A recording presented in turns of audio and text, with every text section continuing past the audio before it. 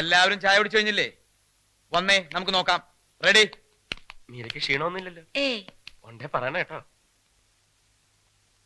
1 2 3 4.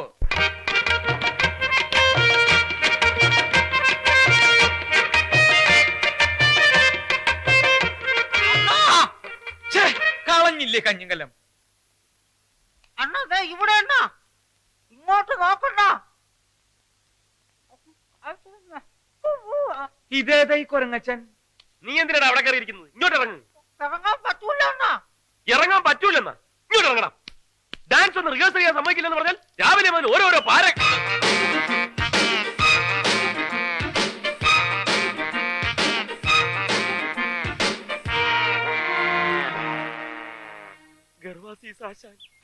അത് ചൊടിക്കണ അവന്റെ കാല്. എന്റെ അമ്മോ,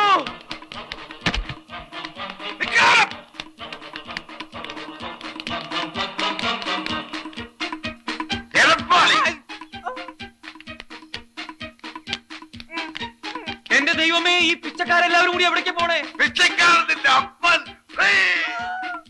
പോകാൻ നടക്കണ.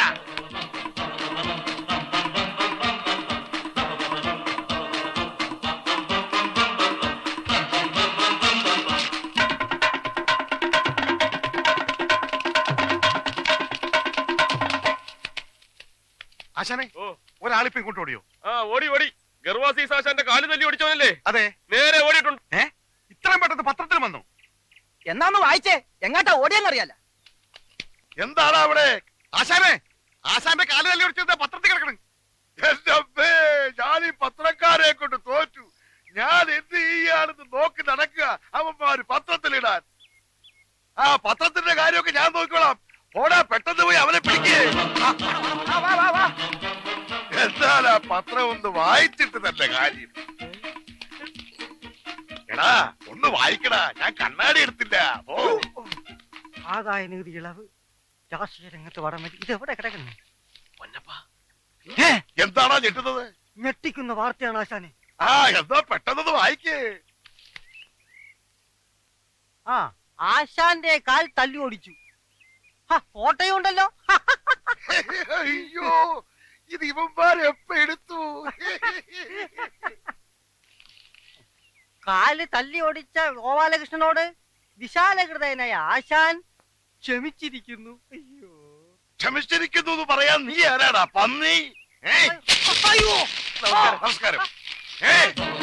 എന്തോ ഓടി വാടാ, കിട്ടി ഓടി വാടാ. എന്തോ എല്ലാരും ഓടി വാ. ഓടി വാ. ഞാൻ പിടിയാല്. എന്റെ കാല് വിടല്ലാശാനെ പിടിച്ചോ. എന്തോ പിടിയടാ ഇവര്. എന്റെ കാല് തട്ടി മുട്ടിയടാ. തുടരുത്. വേണ്ട, ആരും വേണ്ട. ആ കാലുകൾ എന്റേതാണ്. നിന്ന് കഥാപ്രസംഗം നടത്താതെ തന്റെ കാല് തല്ലി ഒടുക്കണ. അയ്യോ, എന്നെ കൊല്ലാൻ പോണേ. ആരെങ്കിലും ഓടി വരണേ. അയ്യോ, ആരെങ്കിലും ഓടി വരണേ. എന്നെ കൊല്ലാൻ പോണേ. അടുക്കല. അയ്യോ, ആശാനെ, എന്റെ കാല് ഉന്നത്തെത്തിപ്പോയി. ആശാനെ, ഒന്ന് പിടിയടാ. അവനല്ലടാ, ആശാനെ പിടിയടാ. അയ്യോ, എടുക്ക്. ഓ, എന്റെ രണ്ട് കാല് തല്ലി ഒടിച്ച് പെട്ടെന്ന് ആശുപത്രിയിലേക്ക് കൊണ്ടുപോടാ. അവജീവിത താരകളെ, വരുതേനഴുമരുവികളെ, ഒഴുകി വരും നന്മകൾ തൻ ഒരു സുന്ദര ഗാനവുമായി, നിറപറയും ദീപവുമായി എതിരേൽക്കാം ഞങ്ങൾ താളമേളമോടെ നിന്നെ. മത്തായി ചേട്ടോ, ഒരു കോള് വരുന്നുണ്ട്. ഓളാ? ആ, ഏതോ ബുക്കിംഗുകാർ കാറി വന്ന് ചാടിയിട്ടുണ്ട്. ഇവനെ കാറി കയറ്റിയത്? ഇറങ്ങി വന്നാട്ടെ.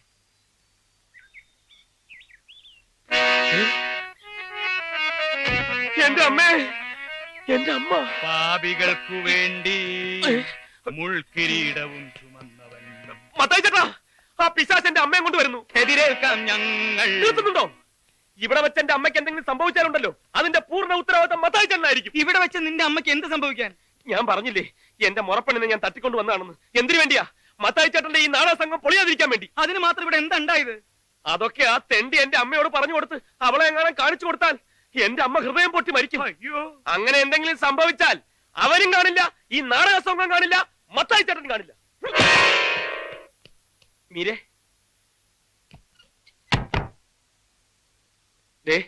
നിന്നെ സഹായിക്കാൻ നടന്നതിന് ഇപ്പൊ ഞാൻ അപകടത്തിൽപ്പെട്ടിരിക്കുന്നത്.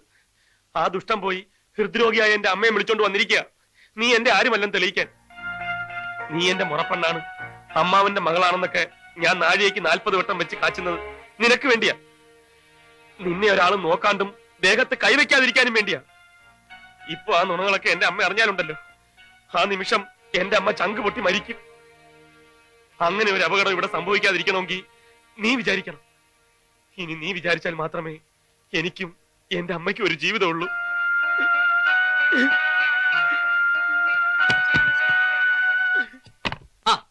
അമ്മയുടെ പുന്നാരപ്പൻ ചോദിക്കും. അയ്യോ അമ്മയാ, അമ്മ ഇതപ്പോ വന്നു. തൊട്ടുപോരുത്. അമ്മ ഇത് ഞാനാ, ഗോപാലകൃഷ്ണൻ. മാറിയിരിക്കടാ. ഏതാടാ അവള്? എവള്? നീ ഇവിടെ കൊണ്ടുവന്ന് നിർത്തിയിരിക്കുന്ന ആ പെണ്ണ് ഏതാന്ന്? ഇതങ്ങനെ കുഴപ്പമുള്ള പെണ്ണൊന്നല്ല, നിങ്ങളുടെ ആങ്ങളയുടെ ഇവന്റെ അമ്മാവന്റെ മോളെ. അമ്മ എല്ലാം ഞാൻ പറയാം. നീ ഒന്നും പറയണ്ട. എനിക്കില്ലാത്ത ഏത് ആങ്ങളയുടെ ഏത് മകളാണെന്ന് പറഞ്ഞാ മതി. ഏതമ്മാവന്റെ ഏത് മോള്? അമ്മ അമ്മാവനും തമ്മിൽ എന്തെങ്കിലും പ്രശ്നം ഉണ്ടെങ്കിൽ ഇവരതൊക്കെ അറിയണോ? ഇതൊക്കെ നമ്മുടെ കുടുംബ കാര്യങ്ങളല്ലേ. അമ്മ വന്നേ, ഏതമ്മാവന്റെ ഏത് മോള്? നിനക്ക് ഞാൻ വെച്ചണ്ട പന്നി.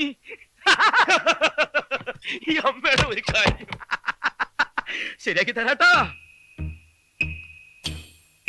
ശരിയാണ്, അമ്മയുടെ മകൻ ഒരു തെറ്റ് ചെയ്തു.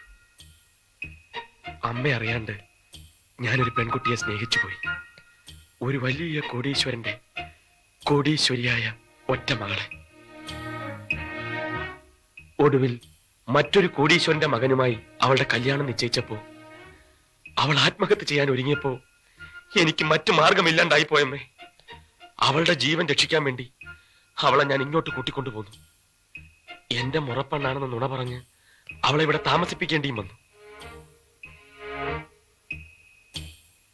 ഇതൊക്കെ അമ്മയോട് വന്ന് പറഞ്ഞാൽ അമ്മ ക്ഷമിക്കുമെന്നും അവളെ സന്തോഷത്തോടെ സ്വീകരിക്കുമെന്നും എനിക്കറിയാമായിരുന്നു. അതിനൊക്കെ സമയമാവട്ടെ എന്ന് വെച്ച് കാത്തിരിക്കുകയായിരുന്നു. പക്ഷെ അതിനു മുമ്പ് ഇനിയിപ്പോ അമ്മ എല്ലാം അറിഞ്ഞു പോയ സ്ഥിതിക്ക് എനിക്കൊന്നും പറയാനില്ല. ഇനി ഞാൻ എന്തൊക്കെ പറഞ്ഞാലും അതൊക്കെ കള്ളമായിട്ടേ അമ്മയ്ക്ക് തോന്നും. അതുകൊണ്ട് വേണ്ട, ഞാൻ അവളെ പറഞ്ഞു വിട്ടേക്കാം. അവൾ പോയി ജീവിക്കുകയോ മരിക്കുകയോ എന്തു വേണമെങ്കിലും ചെയ്തോട്ടെ. എനിക്ക് എന്റെ അമ്മയാണ് വലുത്. അമ്മയുടെ മനസ്സ് വേദനിക്കുന്ന ഒന്നും അമ്മയുടെ മകൻ ചെയ്യില്ല. മീരേ, മീരേ, നിന്റെ പെട്ടിയും ബാഗൊക്കെ എടുത്തോ, പുറപ്പെടാം. ഇനി നീ ഇവിടെ താമസിക്കണ്ട. കാരണം എന്റെ അമ്മയ്ക്ക് നിന്നെ ഇഷ്ടമല്ല. അമ്മയ്ക്ക് ഇഷ്ടമില്ലാത്ത ഒന്നും ഞാൻ ചെയ്യില്ല. എളുപ്പമാവട്ടെ. വീട്ടിലോ ബസ് സ്റ്റാൻഡിലോ എവിടെയാണെന്ന് വെച്ചാൽ ഞാൻ കൊണ്ടാക്കാം. മോനെ,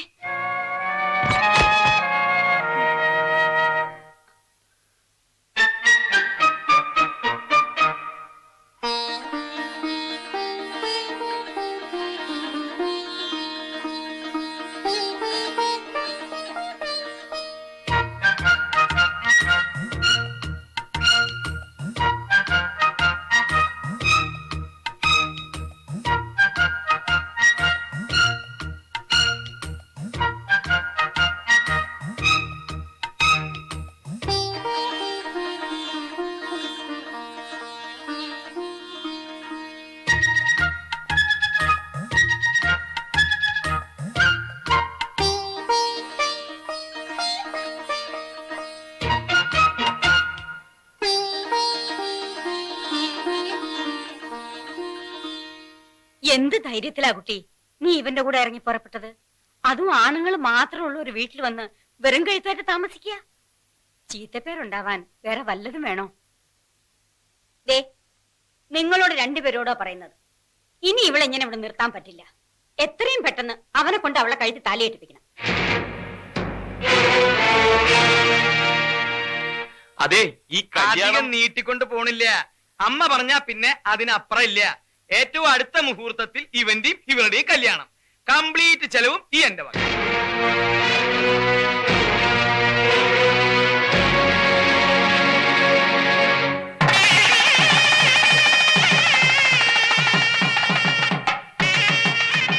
പറയാൻ എന്ത് എളുപ്പമാണ്.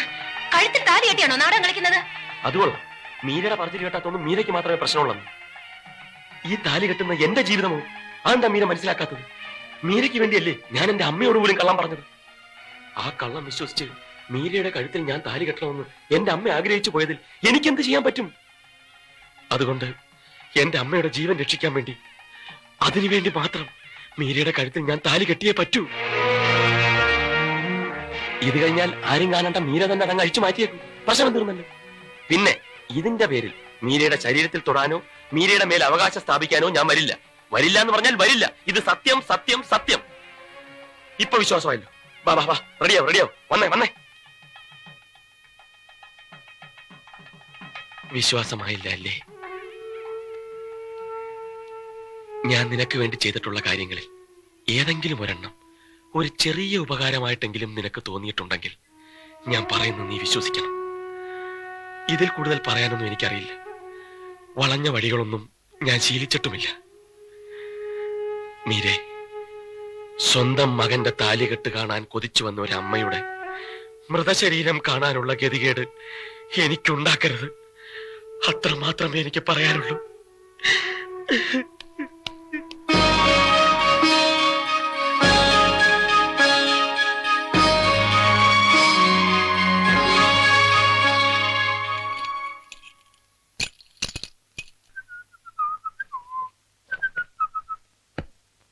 അല്ല, ഇതെന്തൊരു ഏർപ്പാടാ? കല്യാണം കഴിഞ്ഞിട്ട് ഇത്രയും ദിവസമായില്ലേ, എന്നിട്ട് ഇപ്പോഴും നീ ഇവിടെയും അവൾ അവിടെയാണ് കിടക്കുന്നത്. പോയി അവിടെ മുറി കിടക്കണം. എന്നിട്ട് എന്തിനാ? നിനക്ക് ഒളിഞ്ഞു വെക്കാനല്ലേ? അങ്ങനെ ഇപ്പൊ നീ ഞങ്ങളുടെ സീൻ കാണണ്ട.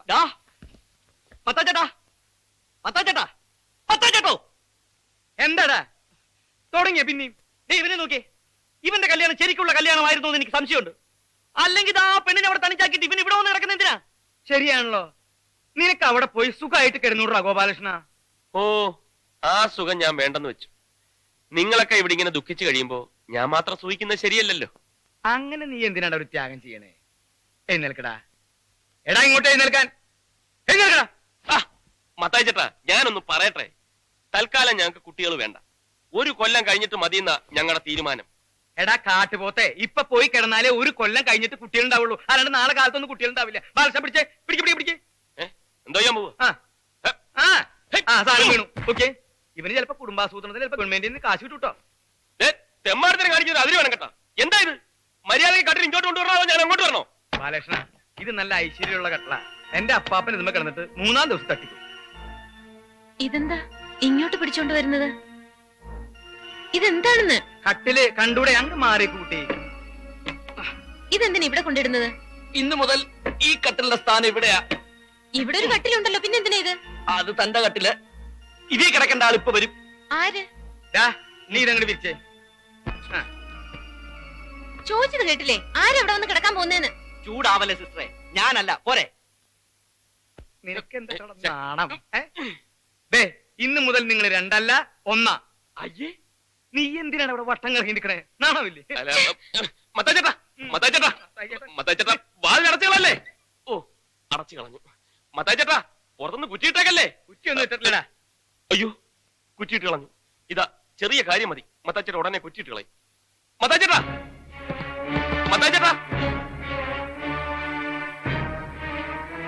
സോറി ഉണ്ട് കേട്ടോ. എന്തിനാ എന്നെ ഇങ്ങനെ നോക്കുന്നത്? ഞാനല്ലല്ലോ, അവരല്ലേ എന്നെ കൊണ്ടുവന്ന് തള്ളിയത്. ഏതായാലും അവരുടെ മനസ്സിലിരിപ്പൊന്നും നടക്കാൻ പോകുന്നില്ല. ഇതങ്ങ് പിടിച്ചോ. അയ്യോ, നാണം നാണം നാണം. പകുതി കുടിച്ചിട്ട് ബാക്കി പകുതി ആ കുട്ടിക്ക് കൊടുത്തേക്ക്. പിന്നെ ബാക്കി ഉണ്ടെങ്കിൽ നാളെ കാലത്ത് കുടിക്കും. മത്തായി, ഓ പിന്നെ അടച്ചു കുറ്റിയിട്ടല്ലോ. ഇത് വലിയ ശല്യമായല്ലോ. ഇന്നിവിടെ എന്തെങ്കിലുമൊക്കെ നടക്കുമെന്ന അവന്മാരുടെ വിചാരം. അതിന് വേറെ ആളെ നോക്കണം. മീര പേടിക്കണ്ട, കട്ടിലി സൗകര്യമായിട്ട് കിടന്നോളൂ. ഞാനിവിടെ അറ്റത്ത് ഒതുങ്ങി കിടന്നോളാം. പോരെ? വേണ്ട, കട്ടിലിന്റെ സാറ് തന്നെ വിസ്തരിച്ച് കിടന്നോളൂ.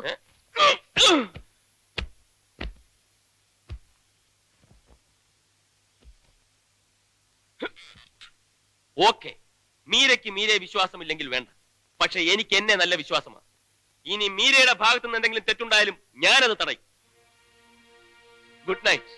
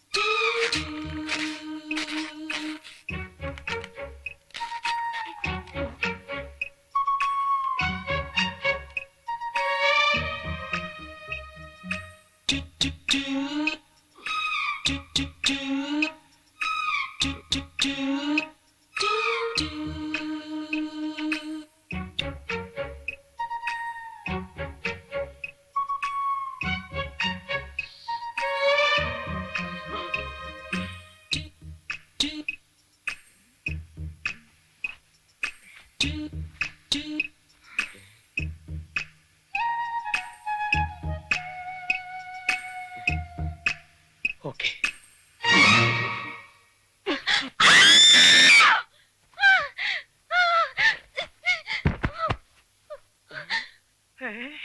ബാലകൃഷ്ണൻ എന്താണ് ഒച്ച കേട്ടത്? ഫസ്റ്റ് നൈറ്റ് അല്ലേ, അതിന്റെ ആയിരിക്കും മത്തായിച്ചേട്ടാ. ഫസ്റ്റ് നൈറ്റ് എന്ന് പറഞ്ഞിട്ട് ഇങ്ങനെ ഒച്ച ഉണ്ടാവൂ? ഇത് ഫസ്റ്റ് നൈറ്റ് അല്ല, ലാസ്റ്റ് നൈറ്റ് ആണെന്ന് തോന്നുന്നത്. ഞാനെങ്ങനെ ഇവിടെ വന്നു? ആരാ എന്നെ പൊക്കിയെടുത്ത് ഇവിടെ കൊണ്ട് കിടത്തിയത്? നീയാണോ? മതി, അഭിനയിച്ചതും പച്ചപ്പാവൻ ചമഞ്ഞതും ഒക്കെ. ചതിയനാണ് നീ, കൊടും ചതിയൻ. മീര, ബഹളം ഉണ്ടാക്കരുത് പ്ലീസ്. അപ്പുറത്ത് അവരൊക്കെ ഉണ്ട്. അവരൊക്കെ കേക്കട്ടെ, സത്യം എന്താണെന്ന് അവരറിയട്ടെ. നിങ്ങൾ ചെയ്ത വൃത്തികേടുകളൊക്കെ ഇവിടെ എല്ലാവരും അറിയട്ടെ. അതിന് ഞാൻ എന്ത് വൃത്തിയേട് ചെയ്തെന്നാ? ഉറക്കത്തിൽ അറിയാവുന്ന കെട്ടിപ്പിടിച്ചോ? അപ്പൊ നീ എന്നെ ഉറക്കത്തിൽ കെട്ടിപ്പിടിച്ചോ? അത് ഞാൻ ക്ഷമിച്ചില്ലേ? അതുപോലെ ഞാനും ഒന്ന് അറിയാണ്ട് ചെയ്തു പോയതാ. അറിയാണ്ടാണല്ലേ?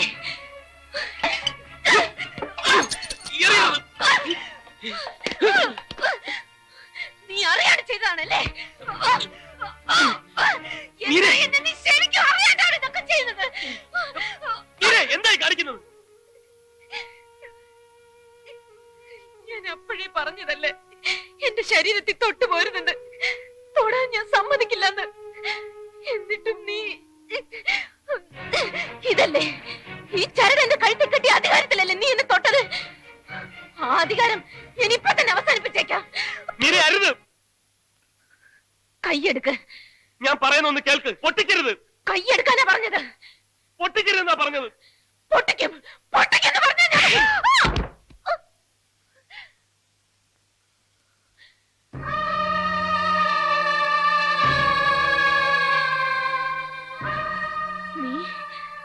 നീ എന്നെ തല്ലിയല്ലേ?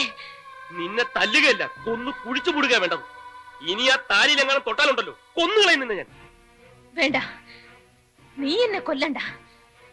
ഞാൻ ചാവല്ലേ നിനക്ക് വേണ്ടു? ഞാൻ ചത്തോളാം, ഞാൻ തന്നെ ചത്തോളാം. ഓ, എവിടെയെങ്കിലും പോയി ചാവ്. കാണിച്ചു തരാം, എല്ലാത്തിനും ഞാൻ കാണിച്ചു തരാം. എന്റെ ശവത്തിന് നിങ്ങളെ കൊണ്ടൊക്കെ ഞാൻ സമാധാനം പറയിക്കും. നോക്കിക്കോ.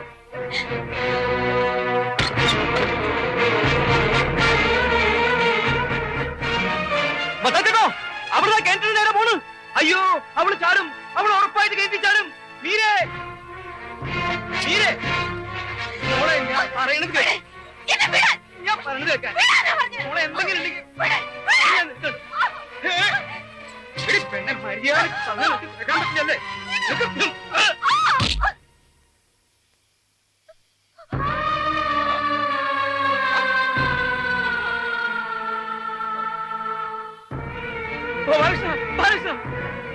അയ്യോ മീരേ, ബാലകൃഷ്ണ പൊക്കടാ.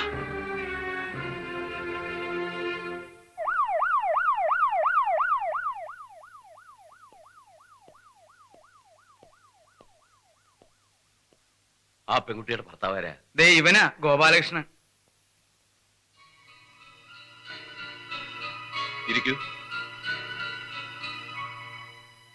ഗോപാലകൃഷ്ണൻ ഭാര്യയുമായിട്ട് സ്ഥിരം വഴക്കൂടാറുണ്ട് അല്ലേ? ഇല്ല, ഇങ്ങനെ ഒരു സംഭവം ഇതാദ്യമായിട്ടാ. അല്ലല്ലോ ഗോപാലകൃഷ്ണ, റോഡിൽ കിടന്ന് നിങ്ങൾ ഒരിക്കൽ വഴക്കൂടിയിട്ടില്ലേ? എന്നിട്ട് ഈ എന്റെ കാറിന്റെ മുമ്പിൽ ചാടി അവൾ ചാകാൻ ശ്രമിച്ചില്ലേ? ഉവ്വ്. അതെപ്പോ? അതൊക്കെ ഉണ്ട് കല്യാണത്തിന് മുമ്പാ. അപ്പൊ അവളിങ്ങനെ ആത്മഹത്യ ചെയ്യാൻ ഒരുങ്ങുന്നത് ഇതാദ്യമായിട്ടല്ല.